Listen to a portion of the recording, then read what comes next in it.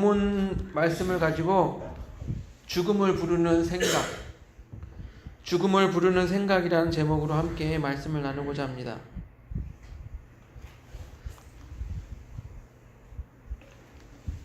신앙이 없는 사람들은 말을 합니다. 이렇게 말을 합니다. 교회 한번 발을 잘못 디디면 안 돼. 발목이 잡혀서 못 나와. 코가 껴서 못 나와. 믿음이 없는 사람들은 이렇게 말합니다. 여러분들은 세상 사람들이 이렇게 발을 들이기를 꺼려하는 조직에 어떻게 발을 들이게 되셨습니까? 혹시 처음 교회에 나가던 날을 기억하십니까? 저는 어렸을 때 부모님이 상가 1층에 가게를 하셨는데 그 2층에 교회가 생겼어요. 그 교회에서 전사님이 전도를 해서 처음 교회를 가게 되었습니다. 제가 어렸을 때는요, 이렇게 교회에 사람들이 가기 꺼려하는 그런 조직이 아니었어요. 제가 어린 나이에 느꼈던 교회는요, 가면 재미가 있는 곳이었어요. 특별히 그 당시에 놀이문화가 없었죠. 지금과 같이 핸드폰이나 여러 가지 놀이문화가 없었기 때문에 교회를 가면 찬양도 하고 율동도 하고 게임도 하고 간식도 주고 여름방학, 겨울방학이 되면 또 어디론가 캠프를 가고 여행이란 곳을 한 번도 다녀보지 못했는데 그렇게 캠프를 가는 것이 재미가 있었습니다. 그래서 저희 어린 시절에 교회는 재밌는 곳이었어요. 저는 그렇게 교회에 첫 발을 딛게 된 것 같습니다. 여러분들은 어떻게 교회에 첫 발을 디디셨습니까? 오늘 본문을 보니까 마태라는 사람이 교회가 아니고 예수님을 믿는 자로서 첫 발을 내딛는 장면이 나오게 됩니다. 우리 9장 9절을 같이 보겠습니다. 본문 마태복음 9장 9절 우리 같이 읽습니다. 시작. 예수께서 그곳을 떠나 지나가시다가 마태라 하는 사람이 세관에 앉아 있는 것을 보시고 이르시되 나를 따르라 하시니 일어나 따르니라. 예수님께서 마태라는 사람을 부르셨어요. 그런데 그 마태라는 사람의 직업이 무엇입니까? 세관이래요. 세리예요. 근데 당시 세리는 유대인들이 가장 증오하는 사회적인 죄인이었습니다. 그들은요, 정복자 로마의 앞잡이로서 허다한 명목으로 유다 백성들에게 세금을 매기고 착취하는 사람들이었기 때문에 사람들이 매우 싫어했어요. 당시 로마는 여러 가지 세금을 정해놓고 걷어갔습니다. 인두세는 기본이고 도로세, 물품세, 수도세 등 유대의 백성들로부터 여러 가지 세금을 거둬갔어요. 그러니까 유대 백성들은 궁핍한 생활을 할 수밖에 없는 거죠. 안 그래도 벌이도 없는 적은데 세금은 이리저리 뜯기니까 점점 궁핍한 생활을 할 수밖에 없는 거예요. 그러니 그 세리가 얼마나 미웠을까요? 유대인들에게 세리라는 사람들은 죄인으로 생각할 수밖에 없는 거예요. 마치 우리나라에서 그 일제시대의 일제의 앞잡이들, 그들이 우리나라 그 백성들을 수탈하고 또한 괴롭혔던 것들, 그런 감정과 비슷했을 것 같아요. 그렇게 유대 사람들에게는 적이고 죄인으로 취급받는 세리에게 예수님께서 다가왔습니다. 그리고 나를 따르라 라고 말씀하셨어요. 그리고 이제 그 마태의 세리를 불렀죠. 마태의 집에 가서 같이 앉아 식사를 하십니다. 그런데 당시 세리와 같은 죄인과 같이 식사를 한다. 그것은 똑같은 죄인 취급을 받는 행동이었던 거예요. 우리 마태복음 9장 10절을 우리 같이 읽어볼까요? 9장 10절.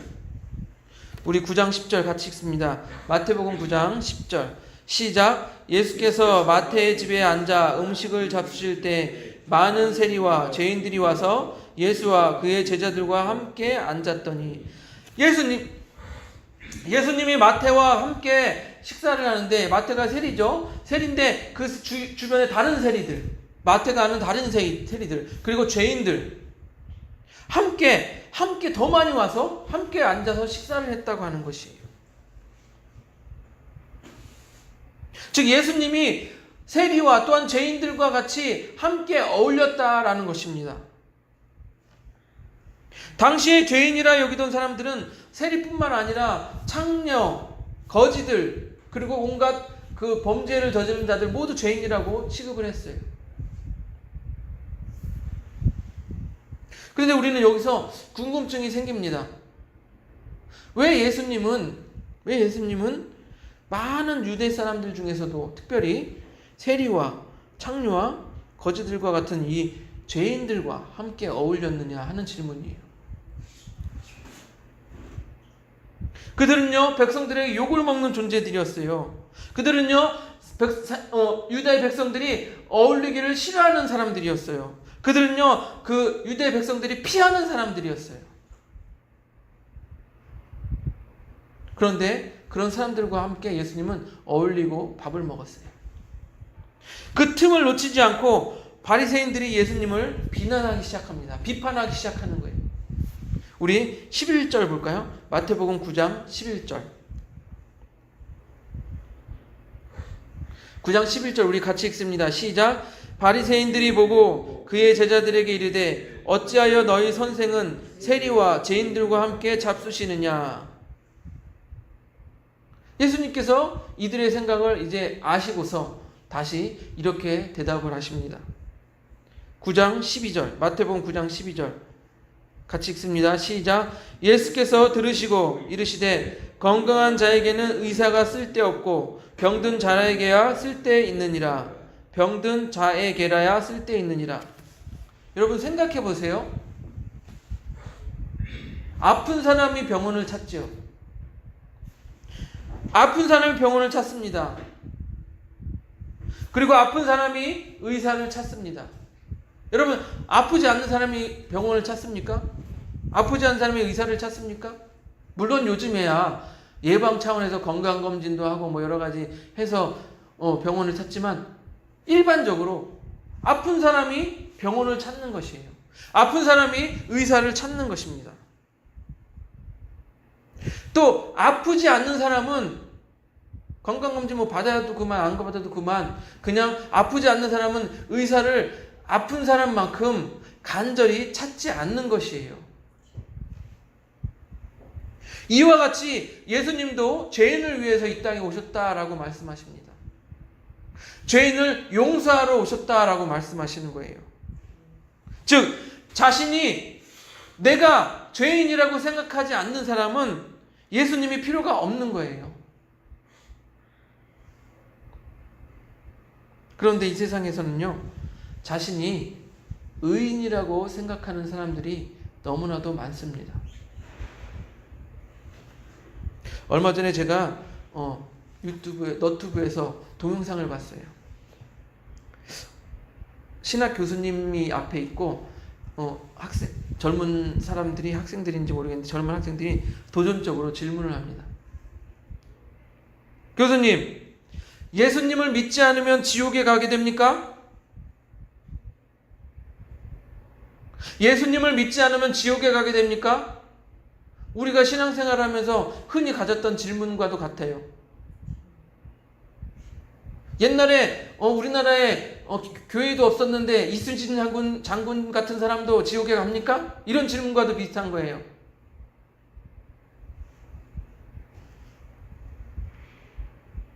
그 교수님은 두 가지를 이야기합니다. 첫 번째는요, 이 세상에 선한 사람은 없다라는 것이. 당신이 말하는 그 선하다는 것은 무엇입니까? 주변 사람들보다 조금 더 선한 것, 상대적으로 조금 더 선한 것, 그것을 선하다고 말하는 것입니까? 전에 제가 말씀드렸다시피 인간은 원죄를 가지고 태어났어요. 아담이 하나님의 말씀을 어기고 가진 원죄, 그 원죄가 유전적으로 우리에게 모두 가지고 태어나는 거예요. 그래서 우리는 태어나자마자부터 죄를 가지고 태어나는 거예요. 달리 말씀드리면 우리는 태어나면서부터 하나님을 믿기 싫어하는, 하나님을 우리의 하나님으로 믿기 싫어하는 그런 모습으로 태어나는 거예요. 그런 상태로 태어나는 거예요. 그리고 예수님께서 이런 말씀을 하시죠. 어떤 청년이 와서 선한 선생이시여 어떻게 하면 영생을 얻을 수 있습니까? 그랬더니 예수님이 이렇게 대답하세요. 왜 나를 선하다고 하느냐? 선한 이는 하나님밖에 없느니라. 즉 선하다는 것은 하나님밖에 없다라고 말씀하세요. 그래서 이 학생이 질문한 것, 선한 사람도 지옥에 갑니까? 예수님을 믿지 않으면 선한 사람도 지옥에 갑니까? 교수는 선한 사람은 없다라고 대답을 하는 것입니다. 둘째로 예수님을 믿지 않아서 지옥에 가는 것이 아닙니다. 우리는 착각을 합니다. 예수님을 믿지 않으면 지옥에 간다 이렇게 착각을 합니다. 물론 그 말이 어떻게 해석하면 맞을 수도 있어요. 예수님을 믿지 않으면 지옥에 간다라고 착각을 하지만 믿지 않아서 지옥에 가는 것이 아니라 우리의 죄 때문에 지옥에 가게 되는 거예요. 내가 죄인이기 때문에 지옥에 가게 되는 거예요. 하지만 그런 상황 속에서 내가 죄인이기 때문에 지옥에 가는 상황 속에서 예수님을 믿으면 그 지옥에 가는 것을 피하게 되는 것이죠. 이해가 되십니까? 네. 우리는 예수님 안 믿으면 착한 사람도 지옥에 갑니까? 이렇게 질문하지만 착한 사람은 없습니다. 선한 사람은 없습니다. 또 한 가지, 우리가 예수님을 안 믿어서 지옥에 가는 게 아니라 단순히 우리 죄 때문에 지옥에 가는데 예수님이 지옥에 가는 우리를 불쌍히 여겨 예수님을 믿으면 지옥에 가는 것을 면해 주시는 거죠. 이걸 바로 알아야 돼요.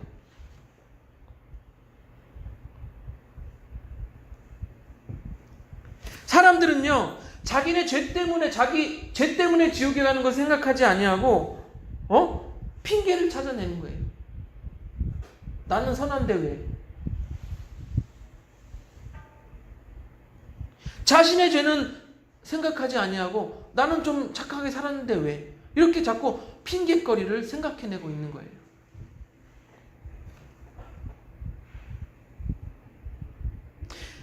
즉 사람들은요, 자신의 죄는 생각하지 아니하고 자신을 선하다고 생각합니다. 그래서 더 선한 사람도 지옥에 갑니까? 예수 믿지 않으면 선한 사람도 지옥에 갑니까? 하고 하나님께 따지고 있는 거예요. 하나님께 도전하고 있는 거예요. 그 교만한 마음이 하나님을 믿을 수 없게 만드는 것입니다.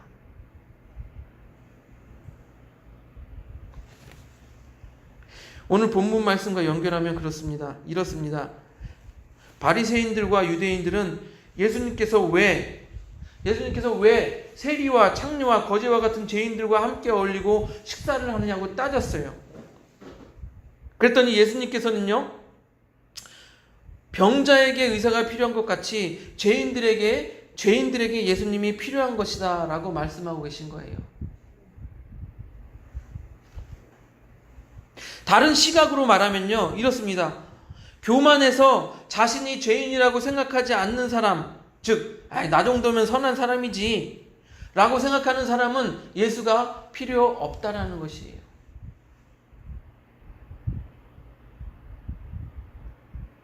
교만해서 나 정도면 착하지, 나 정도면 선하지 이렇게 생각하는 사람은 예수가 필요 없다라는 거예요. 그러니 많은 사람들이 자신은 선하다라는 그 교만에 빠져서 예수님을 필요로 하지 아니하고 예수님을 믿지 않게 되는 것입니다. 믿지 않는 것이죠. 또한 우리가 본문을 통해서 발견할 수 있는 한 가지는요, 곧 하나님은 사랑이시라는 것입니다. 바리새인과 유대인들은요, 죄인들을요, 자신들의 율법으로 죄인이라고 정죄를 하고 비판하고 멀리했습니다. 하지만 예수님께서는 오히려 죄인들과 세리들과 어려운 자들을 찾아갔습니다. 그리고 또 그들과 함께 앉아 식사를 하셨어요.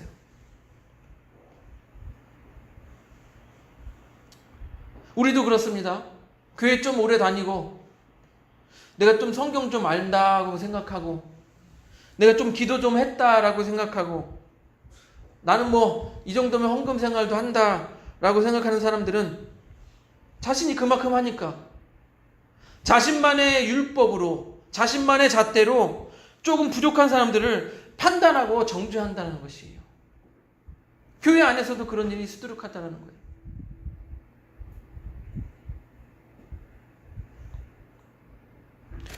더우면 저기 눌러.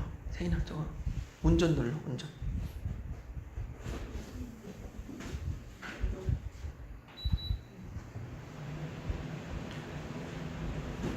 사람들은 그렇게 자신만의 의로 자신만의 율법으로 사람들을 정죄하는 것에 앞장서지만 예수님께서는 이렇게 말씀하십니다.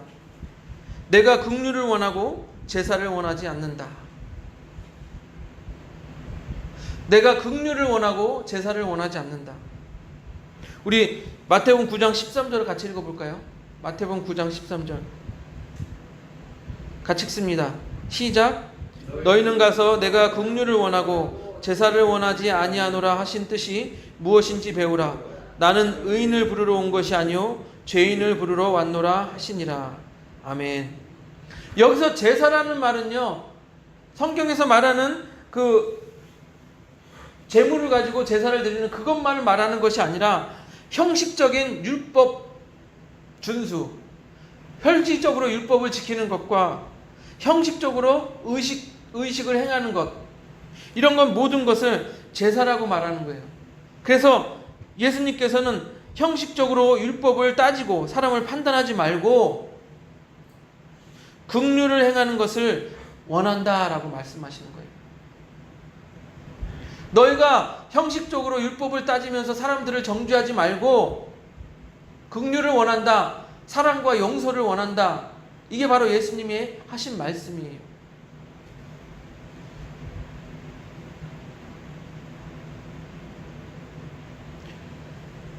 우리 안에도 신앙생활을 하면서 사랑하기보다는 다른 사람들을 그들의 잘못된 점, 죄를 찾아내고 또한 비판하는 일이 얼마나 많습니까? 저도 그랬어요. 저도.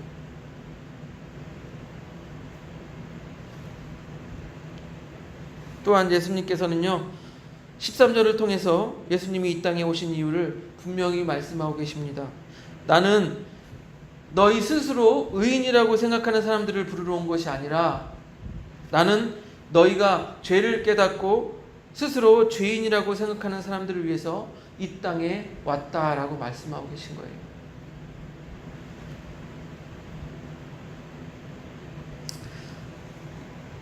이와 관련해서 이런 예화가 있습니다. 잘 들어보시기 바랍니다. 어려서 너무 집안이 어려워서 창녀촌으로 팔려간 자매가 있었어요. 옛날 이야기 같아요. 그리고 그 자매는 그곳에서 어떤 청년과 사랑에 빠지게 됩니다. 그들은 사랑하면 사랑할수록 그곳에서 벗어나야겠다는 생각이 강하게 들었어요. 그래서 자신들의 힘으로 스스로 그것을 빠져나와 이 어두운 삶을 정리하고 싶었던 거예요. 어두운 삶을 벗어나려고 했습니다. 그래서 그들은 생명의 위협을 무릅쓰고 탈출에 성공을 하게 됩니다. 그래서 아무도 알아보지 못하는 어떤 지방의 작은 도시에 가서 살기로 했습니다. 그런데 그렇게 살면서 그 자매가 가장 창녀촌에 있으면서 부러웠던 것이 주일만 되면 아이들의 손을 붙잡고 부모들이 교회에 가는 모습이었어요. 그래서 그 청년과 함께 교회를 가자고 하고 교회에 가서 등록을 했습니다.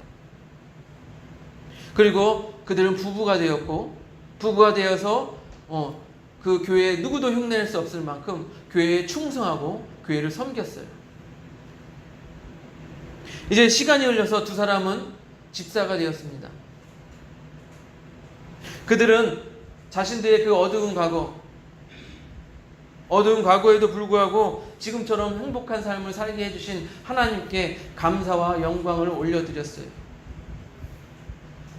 그러나 세상에 비밀이 없었는지 그 같은 교회의 한 집사가 그 자매의 과거를 알게 된 것입니다. 그 집사는 신실해 보이는 자매가 어떻게 그렇게 더러운 과거를 갖고 있는지 아주 소름이 끼쳤다, 그렇게 표현을 합니다. 그리고 이렇게 말했다고 합니다. 정말 가증스러워. 어쩜 자기의 더러운 과거를 그토록 감쪽같이 속일 수가 있을까? 그리고 그 집사는 다른 교인들에게 그 자매와 청년의 과거 이야기를 조금씩 하기 시작했어요. 그래서 그 교회 안에서는 그 두 부부만 모를 뿐 그 모든 교인들이 그 사실을 알고 있는 공공연한 비밀이 되고 말았던 것이. 그리고 언제부턴가 교회 사람들이 그 부부를, 그 자매와 청년을 피하는 것을 깨닫게 된 것이. 그들은 본능적으로 알게 된 것이죠. 아, 사람들이 우리의 과거를 알았구나. 하지만 이들은 하나님을 믿고 예수님의 사랑을 믿었기 때문에 자신들이 더욱더 다가가면 나아질 것이라 생각했어요. 하지만 다가가면 다가갈수록 교인들은 더욱 그들을 멀리하고 벌레 보듯 하고 피했던 것입니다.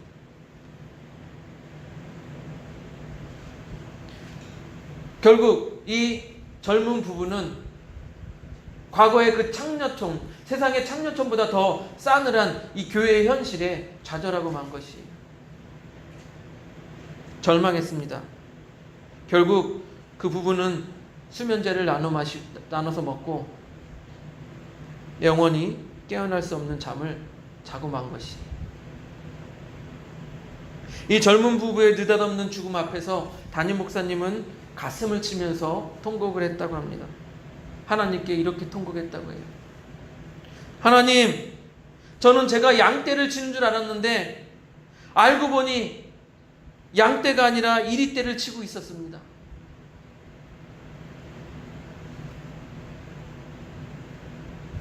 여러분, 만일 우리 교회에 이런 일이 일어나면 우리는 그 부부들을 변함없이 사랑으로 품어줄 수 있을까요? 저는 꿈꿉니다. 우리 그 사랑 교회가 오로지 예수님의 그 사랑을 품는 그런 교회가 되기를 꿈꿉니다. 오늘 본문에서 바리새인과 유대인들은 세리와 창녀와 거지 그리고 죄인들을 정죄하고 욕하는 일에만 몰두했어요. 하지만 예수님께서는 나는 의인을 부르러 온 것이 아니오 죄인을 부르러 왔다라고 말씀하셨어요. 그러면서 죄인들과 세리와 창녀들과 함께 어울렸던 것이에요. 여러분, 교회는요, 성인 군자만 모여드는 곳이 교회가 아니에요. 교회는요, 조금 부족해도, 조금 연약해도 자신의 죄를 깨닫고 내가 죄인이다, 자신의 죄를 깨닫고 예수님을 따르기를 원하는 사람들이 모이는 곳이 바로 교회라는 곳이에요. 그래서 우리에게 더욱 필요한 것은요, 남의 잘못을 캐내고 남의 잘못을 비방하고 남의 잘못을 비판하는 것보다 사랑으로 품어줄 수 있는 마음이 우리에게 더욱 필요한 것입니다. 그래서 예수님께서는 우리에게 말씀하십니다. 내가 긍휼을 원하고 제사를 원하지 아니하노라 하신 뜻이 무엇인지 배우라. 내가 긍휼을 원하고 제사를 원하지 아니하노라 하신 뜻이 무엇인지 배우라. 주님의 마음을 배우라는 거예요.